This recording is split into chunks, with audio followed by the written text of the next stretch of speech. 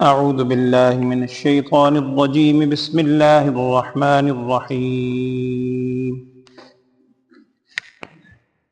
يا عباد لا خوف عليكم اليوم ولا أنتم تحزنون الذين آمنوا بآياتنا وكانوا مسلمين ادخلوا الجنة أنتم وأزواجكم تحبرون يطاف عليهم بصحاف من ذهب وأكواب وفيها ما تشتهيه الأنفس وتلذ الأعين وأنتم فيها خالدون وتلك الجنة التي أورثتموها بما كنتم تعملون لكم فيها فاكهة كثيرة منها تأكلون إن المجرمين في عذاب جهنم خالدون لا يفتر عنهم وهم فيه مبلسون وما ظلمناهم ولكن كانوا هم الظالمين ونادوا يا مالك ليقض علينا ربك قال إنكم ماكثون لقد جئناكم بالحق ولكن أكثركم للحق كارهون صدق الله العظيم.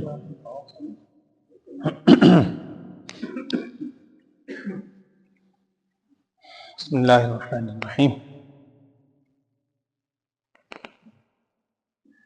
سورہ زخرف کی آخری آیات ہیں اور اس کا نام جو زخرف رکھا گیا، گزشتہ آیات میں وہ الفاظ سن چکے ہیں آپ کہ سونے کے معنی میں آتا ہے، اور وہ اس چیز کا ذکر تھا کہ یہ کیفیات سونے چاندی اور ان کے حوالے سے ان کے ساتھ ہوں گی. گزشتہ آیات اور رکوع جو مکمل ہوا تھا، آخری آیت میں الفاظ یہ تھے کہ الاخلاء یومئذ بعضهم لبعض عدو، اور میں نے عرض کیا تھا اخلاء کہتے ہیں قریبی دوست. وہ جو قیامت کا دن ہوگا اس کی منظر کشی کی تھی کہ اس دن قریبی دوست بھی باہمی ایک دوسرے کے عدو دشمن ہیں، سوائے اس کے کہ جو متقین ہوں. اگر کوئی تقوی والا ہے، نیکی کو اختیار کرنے والا ہے، تو اس کی دوستی قیامت میں بھی قائم رہے گی انشاءاللہ. چونکہ اللہ معاف فرمائے اگر انسان تکلیف کی حالت میں ہو اور عذاب کی کیفیت میں ہوگا تو اس وقت تو نفس نفسی کی کیفیت، کسی کو دوسرے کو ہوش ہی نہیں ہوگا نعوذ باللہ. تو وہاں پھر نہ تو دوستیاں ایک دوسرے کے کام آئیں گی، نہ کوئی کسی کی وجہ سے کسی پر عذاب ہلکا ہوگا، بلکہ سب کے سب اس میں مبتلا ہوں گے. ہاں، قرآن نے یہ جو آیت آپ نے سنی گزشتہ، اس میں آخری الفاظ تھے الا المتقین، سوائے اس کے کہ جو متقین ہوں. اب آج جو آیات آپ نے سنی ہیں ان میں ان متقین کے حوالے سے ذکر ہے کہ ان کو اللہ جل شانہ جنت میں کیا نعمت عطا فرمائے گا. پہلی آیت میں تو خطاب ہی اتنا پیار بھرا ہے کہ اللہ ان سے کہے گا یا عبادی، اے میرے بندو. ہم پیار میں جب بچے کو اپنی طرف مخاطب کر کے گئے اے میرے پیارے بیٹے، یا پیچھے آپ نے پڑھا ہے حضرت ابراہیم علیہ السلام نے کہا تھا یا ابتی، اے میرے پیارے ابا جی، والد کو پکارا تھا، یعنی بڑا پیار بھرا درد مندی کے والا خطاب ہے. تو اللہ تعالیٰ ان سے فرمائیں گے اے میرے بندو، وہ جو اہل جنت ہوں گے متقین، پہلی بات تو یہ ہے لا خوف علیکم الیوم ولا انتم تحزنون. وہ جو دن ہے کہ جس دن دوستیاں کام نہیں آئیں گی، دشمنیاں ہو جائیں گی نعوذ باللہ، اور ایک عذاب کی کیفیت ہوگی استغفر اللہ. اس موقع پر اللہ تعالیٰ نیک بندوں سے کہے گا اے میرے بندو، آج نہ تو تم پر کوئی خوف ہے اور نہ ہی تمہیں کوئی غم. پیچھے بھی آپ یہ الفاظ سن چکے ہیں 2-3 جگہ قرآن میں، اور وہاں بھی میں نے عرض کیا تھا کہ خوف کا تعلق ہوتا ہے مستقبل سے، غم کا تعلق ہوتا ہے ماضی سے. نہ تو انہیں آئندہ کسی چیز کا خوف ہوگا کہ پتہ نہیں یہ نعمت ہم سے چھن نہ جائے نعوذ باللہ، یا یہ نعمت عارضی نہ ہو، یا نعمت وقتی ہو، اس نعمت میں کوئی تبدیلی ہو جائے، کوئی خوف نہیں ہوگا. اور نہ ہی سابقہ زندگی کے حوالے سے کوئی غم ہوگا کہ وہ سوچتے رہیں کاش ہم یوں کر لیتے، کاش یوں کر لیتے، اس کا غم بھی نہیں ہوگا۔ تو اللہ تعالیٰ پکارے گا، اے میرے بندوں، آج کے دن نہ تو تم پہ کوئی خوف ہے نہ کوئی غم ہے۔ یہ کیفیت کنہیں حاصل ہوگی؟ ان لوگوں کو الذین آمنوا بآیاتنا وکانوا مسلمین۔ قرآن کی اس آیت میں بھی، اور یہ 25واں پارہ ہے نا، آگے 26ویں پارے میں آپ پڑھیں گے انشاءاللہ سورہ حجرات، وہاں بھی ہے، اور پہلے بھی یہ بات آپ کے سامنے آ چکی ہے کہ ایک ہوتا ہے ایمان، ایک ہوتا ہے اسلام، ان دونوں میں فرق ہے۔ اسی آیت پہ آپ غور کریں، یہاں اللہ تعالیٰ نے فرمایا الذین آمنوا بآیاتنا وکانوا مسلمین، ایمان اور اسلام کو الگ الگ بیان فرمایا کہ یہ کیفیت، یہ جنت کی نعمتیں ان لوگوں کے لیے ہوں گی جو ہماری آیات پر ایمان بھی رکھتے ہوں گے اور وکانوا مسلمین، اور وہ ہمارے فرما بردار بھی ہوں گے۔ اسی لیے ایمان اور اسلام میں ایک فرق کیا جاتا ہے، اور سورہ حجرات میں انشاءاللہ پڑھیں گے، وہاں اس کی مزید تفصیل آتی ہے۔ وہاں آیت یہ ہے کہ قالت الاعراب آمنا، دیہاتیوں کا ذکر ہے، اعراب دیہاتیوں کو کہتے ہیں۔ وہاں اللہ تعالیٰ فرما رہے ہیں دیہاتیوں نے یوں کہا آمنا، ہم ایمان لائے، انہوں نے اقرار کیا۔ اللہ تعالیٰ نے وہاں فرمایا قالت الاعراب آمنا قل، آپ صلی اللہ علیہ وسلم ان سے یوں فرما دیں لم تؤمنوا، تم ایمان نہیں لائے، ولیکن قولوا اسلمنا، تم یہ کہہ سکتے ہو کہ اسلمنا، ہم اسلام لائے، آمنا نہیں کہہ سکتے۔ مطلب ایمان کچھ اور ہے، اسلام کچھ اور ہے۔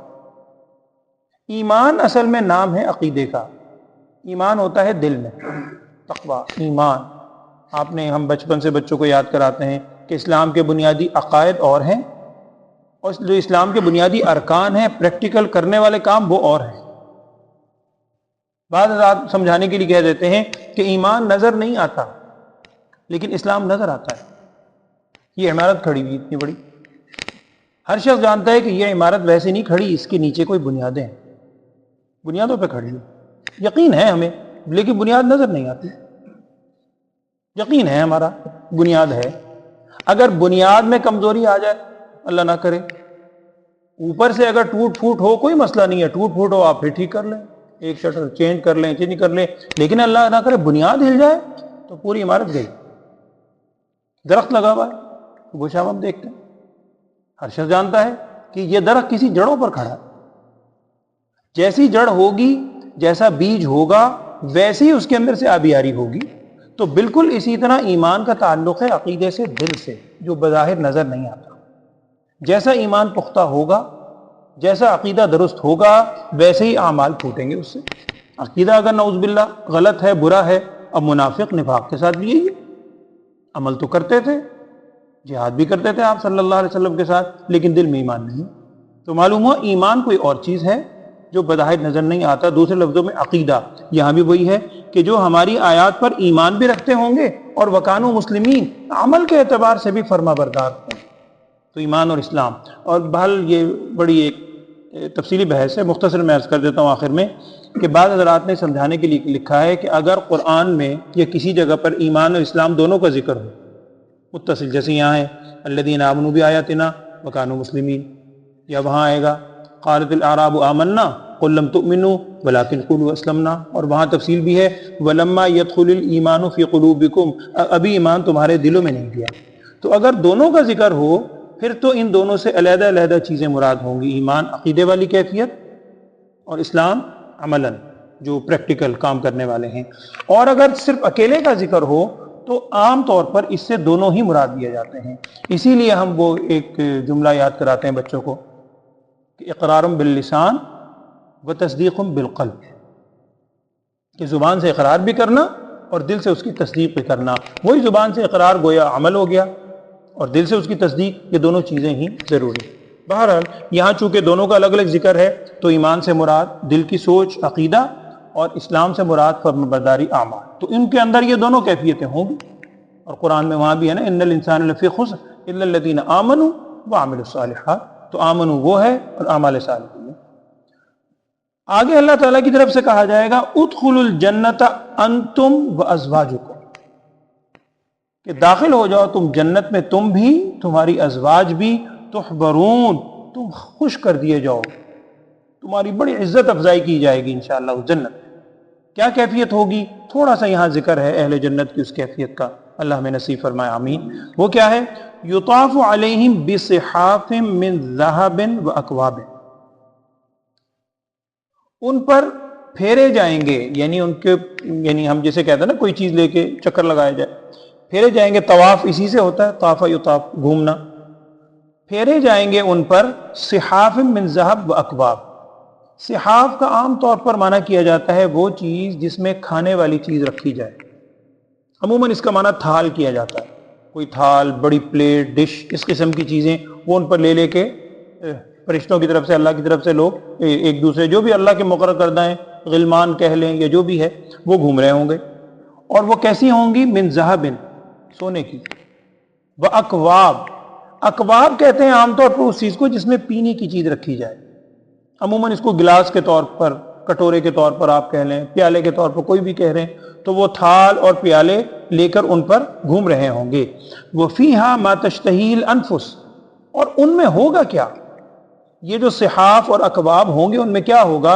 ان میں ماں وہ چیز ہوگی تشتہیہ الانفس، جس کی ان کا نفس خواہش کرے گا، جو ان کے دل میں خیال آئے گا کہ یہ نعمت ملے، فوراً ان کے پاس وہ چیز کھانے کی اور پینے کی نعمتیں لے کر آ جائیں گے۔ اور وَتَلَذُّ الْأَعْيُنِ، ان کی آنکھوں کو بھی وہاں بڑی لذت حاصل ہوگی، اور لکھا ہے اہل علم نے کہ سب سے بڑی لذت جو آنکھوں کو ہوگی، اللہ میں نصیب فرمائے، بندہ تو اس قابل کوئی نہیں ہوتا، اللہ سے دعا ہی کرتا ہے، اللہ کی رحمت سے ہی ہے انشاءاللہ، وہ ہوگی اللہ جل شانہ کا دیدار، اس سے بڑھ کے آنکھوں کے لیے نعمت کوئی نہیں ہے۔ وَتَلَذُّ الْأَعْيُنِ، ان کے لیے آنکھوں کی لذت کی چیز بھی اللہ کا دیدار انشاءاللہ ہوگا۔ اور پھر وَأَنْتُمْ فِيهَا خَالِدُونَ، اللہ فرمائے گا تم اب ہمیشہ ہمیشہ یہاں رہو۔ اور آخر میں اللہ نے فرمایا وَتِلْكَ الْجَنَّةُ، یہ ہے جنت، الَّتِي أُورِثْتُمُوهَا، جس کے تم وارث بنائے گئے ہو، اور وارث کوئی ویسے ہی نہیں بن گئے، ظاہری بات ہے بندے کے عمل کی بھی اس میں اصل تو اللہ کا فضل ہے ہی، اللہ کی رحمت ہے، لیکن کچھ نہ کچھ اللہ کی رحمت ہوتی کس پر ہے؟ جو عمل کی کوشش کرتا ہے، تو وہی ہے الَّتِي أُورِثْتُمُوهَا، جس کے تم وارث بنائے گئے ہو، بِمَا كُنْتُمْ تَعْمَلُونَ، اس وجہ سے کہ تم نے عمل کیے تھے، تم نے ایک عمل دنیا میں کرتے رہے۔ لَكُمْ فِيهَا، اب مزید اس کا ذکر ہے، لَكُمْ فِيهَا فَاكِهَةٌ كَثِيرَةٌ مِنْهَا تَأْكُلُونَ، تمہارے لیے اس جنت میں پھل ہوں گے کثرت کے ساتھ، کثرت کے ساتھ ہر نوعیت کے پھل ہوں گے، منہا تاکلون، جس میں سے تم کھاؤ گے۔ بہت تفاصیل احادیث میں آتی ہیں، ایک حدیث کا مفہوم ہے، ایک صحابی نے پوچھا یا رسول اللہ صلی اللہ علیہ وسلم میں زراعت کرنا چاہتا ہوں، وہاں زراعت بھی ہوگی، کھیتی باڑی؟ نبی صلی اللہ علیہ وسلم نے ارشاد فرمایا، اس کا مفہوم آپ سے نے فرمایا کہ ہاں تمہیں بہت بڑی زمین دے دی جائے گی، جو چیز تم کاشتکاری کرنا چاہو گے، تم تصور کرو گے، وہ بیج اندر چلا جائے گا، خود بخود وہ فصل تیار ہو جائے گی، تم اشارہ کرو گے کٹ کے تیار۔ تو جو انسان وہاں چاہے گا وہ چیز اللہ تعالیٰ عطا فرمائے گا۔ لَكُمْ فِيهَا فَاكِهَةٌ كَثِيرَةٌ، تمہارے لیے اس میں پھل ہوں گے بے شمار، جن میں سے تم کھاؤ۔ یہاں تک تو ذکر ہے اہل جنت کا، جو انشاءاللہ نعمتوں سے مستفید ہوں گے، اللہ ہمیں نصیب فرمائے آمین۔ اس کے بالمقابل اگلی آیات میں اہل جہنم کا تھوڑا سا تذکرہ ہے، وہ کیا ہے؟ اللہ معاف فرمائے، ان المجرمین فی عذاب جہنم خالدون، کہ بے شک جو مجرمین ہیں وہ عذاب جہنم، جہنم کے عذاب میں ہوں گے، اور صرف یہ نہیں کہ ہوں گے، ہمیشہ ہمیشہ اس میں بھی رہیں گے۔ اور آگے ہے لا یفتر عنہم، ان سے اس عذاب میں وہ عذاب ہلکا بھی نہیں کیا جائے گا۔ فترت اصل میں کہتے ہیں کسی چیز کے چلتے چلتے رک جانا، آہستہ ہو جانا، تو ہلکا ان سے عذاب نہیں کیا جائے گا۔ بندہ بعض اوقات سوچتا ہے تھوڑا تخفیف ہو جائے، اور آگے الفاظ کیا ہیں؟ وَهُمْ فِيهِ مُبْلِسُونَ، اگر انسان کو نکلنے کی امید ہو، چانس ہو کہ شاید میں یہاں سے نکل جاؤں گا، امید رکھے، امید سے بھی کچھ نہ کچھ آس بندے کے دل میں پیدا ہوتی ہے۔ یہاں فرما رہے ہیں اللہ تعالیٰ وَهُمْ فِيهِ مُبْلِسُونَ، نہ تو عذاب ہلکا کیا جائے گا اور وہ اس میں نا امید ہو جائیں، کوئی امید انہیں کسی قسم کی نہیں رہے گی۔ اب پھر وہی خیال آتا ہے کہ یہ نعوذ باللہ اللہ تعالیٰ فرما رہے ہیں ہم نے ظلم نہیں کیا، یہ جو ہمیشہ ہمیشہ اس کیفیت میں رہیں گے، وَلَٰكِنْ كَانُوا هُمُ الظَّالِمِينَ، لیکن انہوں نے اپنی جانوں پر خود ظلم کیا، خود ظلم کرنے والے تھے۔ وہی ہمارے لیے ہے ہم واقعے کے طور پر یا ایک خبر کے طور پر اس آیت کو نہ پڑھیں، ہم اپنے اوپر اس کو اپلائی کریں کہ یہ ہمارے لیے ہے۔ ابھی ہم دنیا میں ہیں، ہم اپنے آپ کو ظلم سے بچائیں، اپنے آپ کو اللہ کی نافرمانی سے بچائیں، اللہ کی فرما برداری میں لائیں، اور جو شروع میں الفاظ تھے الذین آمنوا بآیاتنا وکانوا مسلمین، اس پر اپنے طور پر پوری کوشش کریں، پھر انشاءاللہ وہ نعمتیں انسان کو حاصل ہوں گی۔ اور آخری آیت یہ ہے کہ وہ پکاریں گے۔ کس کو پکاریں گے؟ یہ میں نے پہلے شاید ایک موقع پہ آپ سے عرض کیا تھا کہ قرآن پاک میں چند فرشتوں کے نام ہیں، تقریباً 6 فرشتے ہیں غالباً جن کے نام ہیں۔ فرشتوں کی صفات تو ہیں لیکن نام باقاعدہ جن فرشتوں کے ہیں وہ 6 فرشتے ہیں قرآن میں۔ ایک اور تقریباً سارے اس سے پہلے گزر چکے ہیں۔ ایک تو سورہ بقرہ کی ابتدا میں ہے، ہاروت اور ماروت۔ وہاں تو قرآن کہہ رہا ہے وما انزل علی الملکین ببابل ہاروت و ماروت، اور اسی کے ساتھ متصل ہیں جبریل اور میکائیل، ان دونوں کا بھی وہیں ذکر ہے سورہ بقرہ میں اسی پوائنٹ پر۔ 4 تو یہ ہو گئے، اور 5ویں پیچھے آپ سورت سن چکے ہیں، ان کے نام پر سورت ہے سورہ رعد۔ وَيُسَبِّحُ الرَّعْدُ بِحَمْدِهِ وَالْمَلَائِكَةُ مِنْ خِيفَتِهِ۔ رعد فرشتے کا نام ہے کہ جو اللہ جل شانہ کی طرف سے یہ بجلی وغیرہ کے کام پر مامور ہے، یعنی بجلی سے نعوذ باللہ ہماری یہ بجلی مراد نہ رہے، بابڈا کی طرف ذہن جاتا ہے، بلکہ آسمان میں بادلوں کی جو بجلی ہے بادلوں کے کام پہ اس میں مقرر ہے، ان کا نام رعد ہے۔ اور 6 یہ فرشتے ہیں مالک داروغہ جہنم کا نام ہے، جو جہنم کے داروغہ ہوں گے ان کا نام ہے مالک۔ تو وہ پکاریں گے یا مالکو، اے مالک۔ یہ مالک سے اللہ مراد نہیں ہے، یہاں پر اس فرشتے کا نام ہے، حدیث کے اندر آتا ہے۔ ان فرشتے کو پکاریں گے، اور آگے بھی الفاظ ہیں وضاحت کہ لیقضی علینا ربک، آپ اپنے رب سے کہیں کہ ہم پہ فیصلہ کر ہی دے، یعنی ہمیں ایک دفعہ مار ہی دے، قضا آ جائے ہم پر، آپ اپنے رب سے دعا تو کریں۔ یوں کہیں گے نہ دو یا مالک لیقضی علینا ربک، ہم پر فیصلہ فرما دے آپ کا رب۔ وہ مالک کیا جواب دے گا؟ جہنم کے فرشتے وہ کہیں گے قال انکم ماکثون، بے شک اب تو تم ہمیشہ اسی میں ہی رہنے والے، تم یہاں سے نکالے نہیں جاؤ گے۔ آگے ہے لقد جئناکم بالحق، تمہارے پاس حق آ گیا لیکن اکثر تم حق سے ناپسندیدگی ہی کرتے تھے۔ اللہ تعالی ہم سب کو معاف فرمائے، محفوظ رکھے۔ ترجمہ پڑھ لیں۔ اعوذ باللہ من الشیطان الرجیم، بسم اللہ الرحمن الرحیم۔ یا عبادی، یا عبادی ہے اصل میں کہ اے میرے بندوں، لا خوف علیکم اليوم ولا انتم تحزنون، نہ تو کوئی خوف ہے تم پر آج کے دن اور نہ ہی تم پر کوئی غم ہوگا۔ یہ کن لوگوں پر ہوگا؟ الذین آمنوا بآیاتنا وکانوا مسلمین، وہ لوگ جو ایمان لائے ہماری آیات پر، وکانوا مسلمین، اور وہ فرما بردار بھی رہے۔ اللہ تعالیٰ کی طرف سے ان سے یہ کہا جائے گا ادخلوا الجنہ، تم داخل ہو جاؤ جنت میں، انتم و ازواجکم، تم بھی تمہارے ازواج بھی۔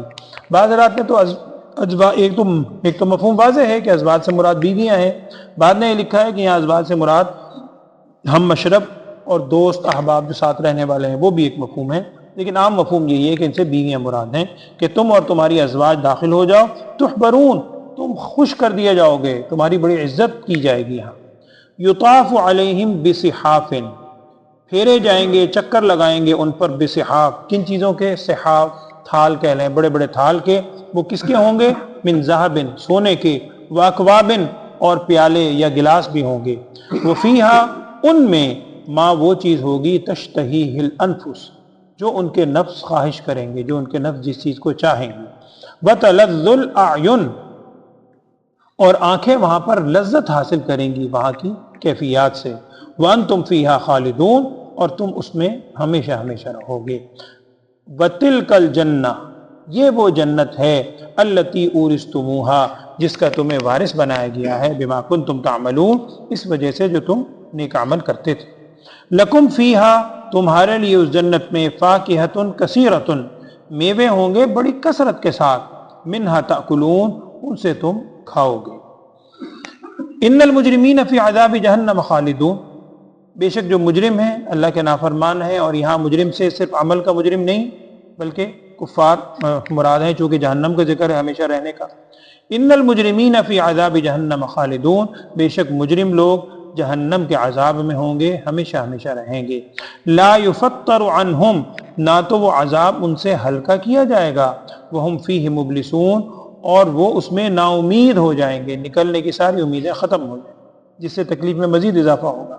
وما ظلمناہم، اور یہ ہم نے کوئی ان پر ظلم نہیں کیا اس کیفیت کا، ولیکن کانوا ھم الظالمین، لیکن وہ خود ہی ظلم کرنے والے تھے۔ ونادوا، اور وہ پکاریں گے، یا مالکو، اے مالک، اے جہنم کے فرشتے جو بھی ہیں داروغہ، لیقضی علینا ربک، آپ یعنی اپنے رب سے یوں کہیے، لیقضی علینا ربک، کہ پورا کر دیا جائے، مکمل کر دے، کام تمام کر دے ہم پر آپ کا رب۔ وہ تو مانتے نہیں تھے ایمان نے، آپ کا رب ہمارا کام ہی تمام کر دے۔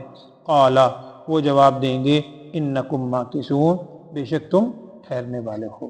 اگلی آیت، بلکہ اسی آیت سے ہم انشاءاللہ دوبارہ پڑھیں گے، کیونکہ اگلی آیت کا بھی اس سے تعلق ہے۔ اللہ تعالیٰ ہمیں عمل کرنے کی توفیق عطا فرمائے، اللہم آمین۔ الحمدللہ رب العالمین۔ بیمار ہیں اللہ تعالیٰ کزن ہے۔ الحمدللہ رب العالمین، اللہم صلی علی سیدنا و مولانا محمد وعلی آل سیدنا و مولانا محمد وبارک وسلم۔ اللہم ارنا الحق حقا وارزقنا اتباعہ، وارنا الباطل باطلا وارزقنا اجتنابہ۔ یا اللہ ہم سب کو ہدایت عطا فرما، محض اپنے فضل و کرم سے ہمیں خاص ہدایت والا معاملہ فرما، ہم سب پر عافیت سلامتی والا معاملہ فرما۔ ہمارا کوئی عمل میرے مولا اس قابل نہیں ہے جو تیری بارگاہ میں پیش کرے، محض فضل و کرم سے ہمارے اعمال کو قبول فرما۔ ہر عمل میں رسول صلی اللہ علیہ وسلم کی سچی محبت اور کامل اتباع ہم سب کو نصیب فرما۔ یا اللہ جتنے لوگ بیمار ہیں، تمام بیماروں کو صحت والی عافیت والی زندگی عطا فرما۔ بھائی نے بھی اپنے کزن کے لیے دعا کی درخواست کی، اللہ ان کے کزن کو بھی ہدایت دے۔